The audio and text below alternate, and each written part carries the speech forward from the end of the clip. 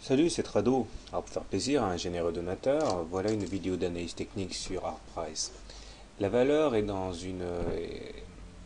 un processus assez explosif, hein, avec des variations très importantes, puisque si on a pris avant-hier 20% sur la valeur, c'était pour mieux perdre sur la séance d'hier 5%. Quoi de plus normal? En fait, si on regarde attentivement ce qui s'est passé, il semble que les cours soient à l'intérieur d'un canal marron ici, et que c'est le contact avec le haut de ce canal marron qui est entraîné hier le repli auquel nous avons assisté. Ce repli a été assez mesuré puisqu'il a suffi que l'on rebondisse sur la Bollinger supérieure ici pour avoir une clôture bien au-dessus des plus bas du jour. La longueur de la mèche basse montre que la correction forte qu'il y a eu en séance hier n'a été que l'opportunité pour certains retardataires de rentrer dans le train de la hausse. D'autant que cela a permis de combler le gap de cotation entre les plus hauts du 30 décembre et les plus bas du 2 janvier ici. Donc cette consolidation a été plutôt positive. Les indicateurs techniques demeurent bien orientés puisque si le MACD au-dessus de son signal est positif, nous avons un stochastique qui est lui en zone de surachat puisqu'on est supérieur à 80 et un momentum sur des niveaux très élevés.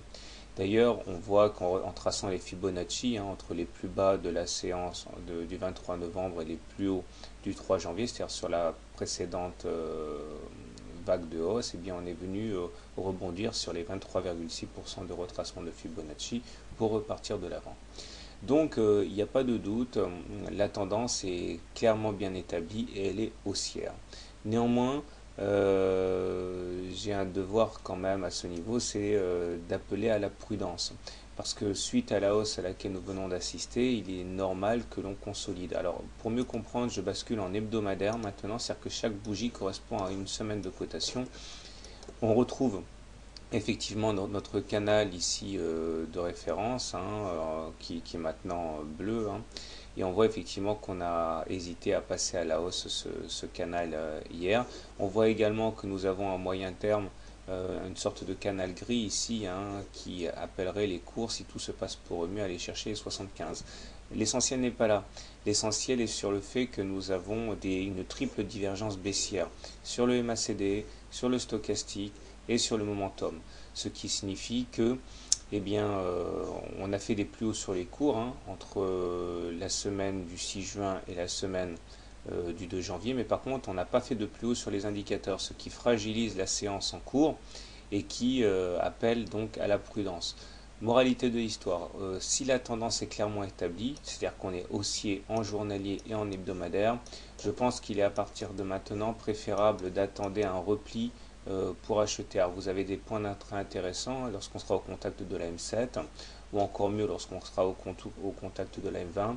Mais le plus important est de comprendre que si vous achetez maintenant, il faudra avoir les reins suffisamment solides pour encaisser la consolidation éventuelle à laquelle nous préparent les graphes, et que si vous voulez rentrer sur la valeur, il serait peut-être sage d'attendre cette fameuse consolidation parce qu'on ne peut pas enchaîner comme ça des gains à plusieurs dizaines de pourcents sans avoir une correction majeure à un moment ou à un autre. Donc soignez bien le timing.